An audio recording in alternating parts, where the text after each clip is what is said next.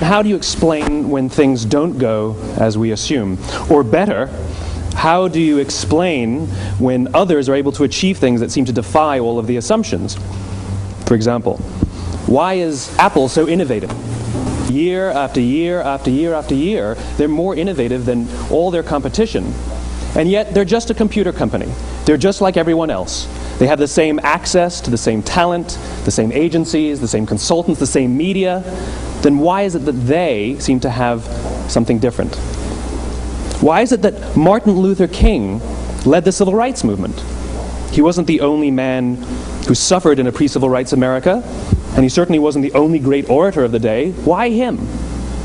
And why is it that the Wright brothers were able to figure out controlled powered manned flight when there were certainly other teams who were better qualified, better funded, and they didn't achieve powered manned flight, and the Wright brothers beat them to it? There's something else at play here.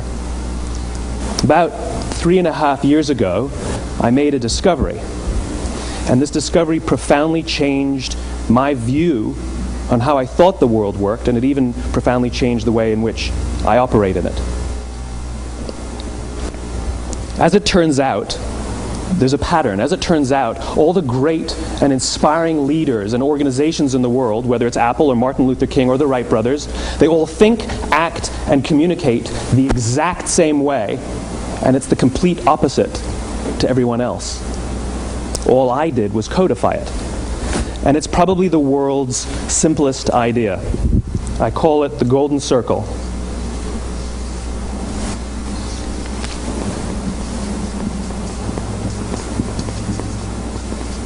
Why, how, what? This little idea explains why some organizations and some leaders are able to inspire where others aren't. Let me define the terms really quickly.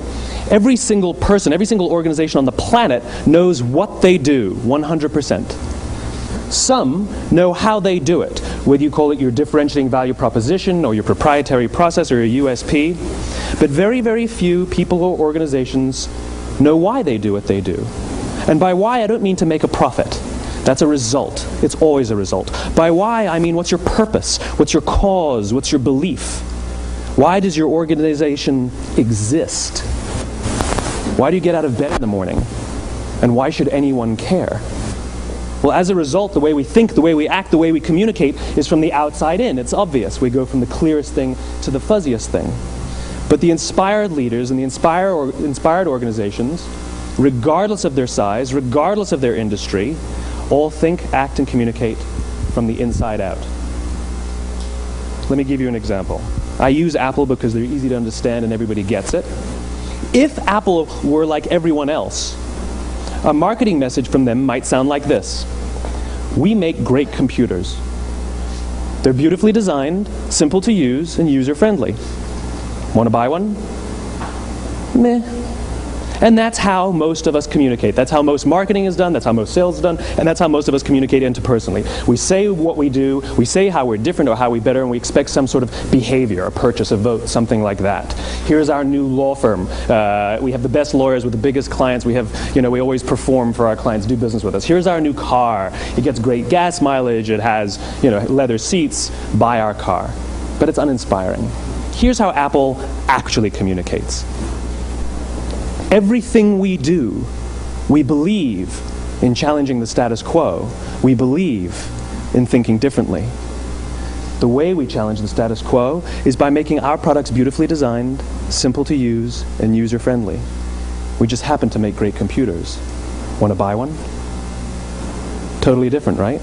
You're ready to buy a computer from me. All I did was reverse the order of the information. What it proves to us is that people don't buy what you do, people buy why you do it. People don't buy what you do, they buy why you do it. This explains why every single person in this room is perfectly comfortable buying a computer from Apple. But we're also perfectly comfortable buying an MP3 player from Apple, or a phone from Apple, or a DVR from Apple. But as I said before, Apple's just a computer company. There's nothing that distinguishes them structurally from any of their competitors. Their competitors are all equally qualified to make all of these products. In fact, they tried. A few years ago, Gateway came out with flat-screen TVs. They're eminently qualified to make flat-screen TVs. They've been making flat-screen monitors for years. Nobody bought one. And Dell came out with MP3 players and PDAs. And they make great quality products, and they can make perfectly well-designed products, and nobody bought one. In fact, talking about it now, we can't even imagine buying an MP3 player from Dell. Why would you buy an MP3 player from a computer company? But we do it every day. People don't buy what you do, they buy why you do it. The goal is not to do business with everybody who needs what you have. The goal is to do business with people who believe what you believe. Here's the best part. None of what I'm telling you is my opinion. It's all grounded in the tenets of biology, not psychology, biology. If you look at a cross-section of the human brain, looking from the top down, what you see is the human brain is actually broken into three major components that correlate perfectly with the golden circle. Our newest brain, our Homo sapien brain, our neocortex, corresponds with the what level. The neocortex is responsible for all of our rational and analytical thought and language. The middle two sections make up our limbic brains, and our limbic brains are responsible for all of our feelings, like trust and loyalty. It's also responsible for all human behavior, all decision-making, and it has no capacity for language. In other words, when we communicate from the outside in, yes, people can understand vast amounts of complicated information like features and benefits and facts and figures. It just doesn't drive behavior. When we communicate from the inside out, we're talking directly to the part of the brain that controls behavior, and then we allow people to rationalize it with the tangible things we say and do. This is where gut decisions come from. You know, sometimes you can give somebody all the facts and your figures and you say, I know what all the facts and details say, but it just doesn't feel right. Why would we use that verb? It doesn't feel right. Because the part of the brain that controls decision-making doesn't control language. And the best we can muster up is, I don't know, it just doesn't feel right. Or sometimes you say you're leading with your heart or you're leading with your soul. Well, I hate to break it to you, those aren't other body parts controlling your behavior. It's all happening here in your limbic brain, the part of the brain that controls decision-making and not language. But if you don't know why you do what you do, and people respond to why you do what you do, then how will you ever get people to vote for you or buy something from you, or more importantly, be loyal and want to be a part of what it is that you do? Again, the goal is not just to sell people who need what you have. The goal is to sell to people who believe what you believe. The goal is not just to hire people who need a job. It's to hire people who believe what you believe. I always say that, you know, there's if you hire people just because they can do a job, they'll work for your money. But if you hire people who believe what you believe, they work for you with blood and sweat and tears. And nowhere else is there a better example of this than with the Wright brothers. Most people don't know about Samuel Pierpont Langley. And back in the early 20th century, the pursuit of powered man flight was like the dot-com of the day. Everybody was trying it. And Samuel Pierpont Langley had what we assume to be the recipe for success. I mean, even now you ask people, why did your product or why did your company fail? And people always give you the same permutation of the same three things. Undercapitalized, the wrong people, bad market conditions. It's always the same three things. So let's explore that. Samuel Pierpont Langley was given $50,000 by the War Department to figure out this flying machine. Money was no problem. He held a seat at Harvard and worked at the Smithsonian and was extremely well connected. He knew all the big minds of the day. He hired the best minds money could find, and the market conditions were fantastic. The New York Times followed him around everywhere, and everyone was rooting for Langley. And how come we've never heard of Samuel Pierpont Langley? A few hundred miles away in Dayton, Ohio, Orville and Wilbur Wright. They had none of what we consider to be the recipe for success. They had no money. They paid for their dream with the proceeds from their bicycle shop. Not a single person on the Wright brothers' team had a college education, not even Orville or Wilbur.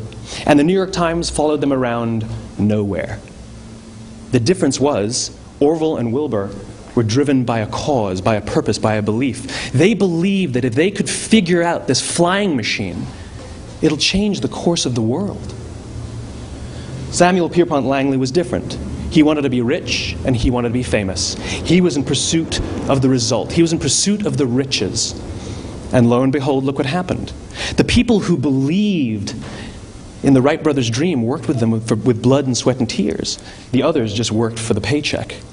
And they tell stories of how every time the Wright brothers went out, they would have to take 5 sets of parts because that's how many times they would crash before they came in for supper. And eventually, on December 17th, 1903, the Wright brothers took flight. And no one was there to even experience it. We found out about it a few days later. And further proof that Langley was motivated by the wrong thing, the day the Wright brothers took flight, he quit. He could have said, "That's an amazing discovery, guys, and I will improve upon your technology." But he didn't. He wasn't first, he didn't get rich, he didn't get famous, so he quit. People don't buy what you do, they buy why you do it. And if you talk about what you believe, you will attract those who believe what you believe. Well, why is it important to attract those who believe what you believe? Something called the law of diffusion of innovation. And if you don't know the law, you definitely know the terminology. The first 2.5% of our population are our innovators. The next 13.5% of our population are our early adopters. The next 34% are your early majority, your late majority, and your laggards. The only reason these people buy touch-tone phones is because you can't buy rotary phones anymore. We all sit at various places at various times on the scale, but what the law of diffusion of innovation tells us is that if you want mass market success or mass market acceptance of an idea, you cannot have it until you achieve this tipping point between 15 and 18% market penetration, and then the system tips. And I love asking businesses, what's your conversion on new business? And they love to tell you, oh, it's about 10%, proudly. Well, you can trip over 10% of the customers. We all have about 10% who just get it. That's how we describe them, right? That's like that gut feeling, oh, they just get it. The problem is, how do you find the ones that just get it before you're doing business with them versus the ones who don't get it? So it's this here, this little gap, that you have to close, as Geoffrey Moore calls it, crossing the chasm. Because you see, the early majority will not try something until someone else has tried it first. And these guys, the innovators and the early adopters, they're comfortable making those gut decisions. They're more comfortable making those intuitive decisions that are driven by what they believe about the world, and not just what product is available. These are the people who stood online for 6 hours to buy an iPhone when they first came out, when you could have just walked into the store the next week and bought one off the shelf. These are the people who spent $40,000 on flat screen TVs when they first came out, even though the technology was substandard. And by the way, they didn't do it because the technology was so great. They did it for themselves. It's because they wanted to be first. People don't buy what you do, they buy why you do it. And what you do simply proves what you believe. In fact, people will do the things that prove what they believe. The reason that person bought the iPhone in the first 6 hours, or stood in line for 6 hours, was because of what they believed about the world and how they wanted everybody to see them. They were first. People don't buy what you do, they buy why you do it. So let me give you a famous example, a famous failure and a famous success of the law of diffusion of innovation. First, the famous failure. It's a commercial example. As we said before a second ago, the recipe for success is money and the right people and the right marketing conditions, right? You should have success then. Look at TiVo. From the time TiVo came out about 8 or 9 years ago to this current day, they are the single highest quality product on the market. Hands down, there is no dispute. They were extremely well funded. Market conditions were fantastic. I mean, we use TiVo as a verb. I TiVo stuff on my piece of junk Time Warner DVR all the time. But TiVo is a commercial failure.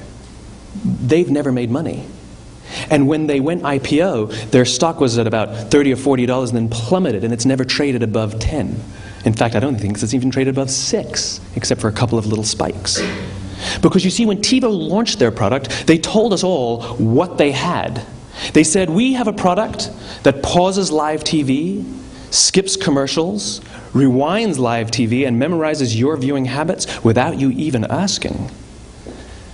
And the cynical majority said, we don't believe you, we don't need it, we don't like it, you're scaring us. What if they had said, if you're the kind of person who likes to have total control over every aspect of your life, boy, do we have a product for you. It pauses live TV, skips commercials, memorizes your viewing habits, etc., etc. People don't buy what you do, they buy why you do it, and what you do simply serves as the proof of what you believe. Now let me give you a successful example of the law of diffusion of innovation. In the summer of 1963, 250,000 people showed up on the Mall in Washington to hear Dr. King speak. They sent out no invitations, and there was no website to check the date. How do you do that? Well, Dr. King wasn't the only man in America who was a great orator. He wasn't the only man in America who suffered in a pre-civil rights America. In fact, some of his ideas were bad. But he had a gift. He didn't go around telling people what needed to change in America. He went around and told people what he believed. I believe, I believe, I believe, he told people. And people who believed what he believed took his cause and they made it their own, and they told people. And some of those people created structures to get the word out to even more people. And lo and behold, 250,000 people showed up on the right day, on the right time to hear him speak. How many of them showed up for him? 0. They showed up for themselves. It's what they believed about America that got them to travel on a bus for 8 hours to stand in the sun in Washington in the middle of August. It's what they believed, and it wasn't about black versus white. 25% of the audience was white. Dr. King believed that there are 2 types of laws in this world, those that are made by a higher authority and those that are made by man. And not until all the laws that are made by man are consistent with the laws that are made by the higher authority will we live in a just world. It just so happens that the civil rights movement was the perfect thing to help him bring his cause to life. We followed him not for him, but for ourselves. And by the way, he gave the I have a dream speech, not the I have a plan speech. Listen to politicians now with their comprehensive 12-point plans. They're not inspiring anybody. Because there are leaders and there are those who lead. Leaders hold a position of power or authority, but those who lead inspire us. Whether they're individuals or organizations, we follow those who lead not because we have to, but because we want to. We follow those who lead not for them, but for ourselves. And it's those who start with why that have the ability to inspire those around them or find others who inspire them. Thank you very much.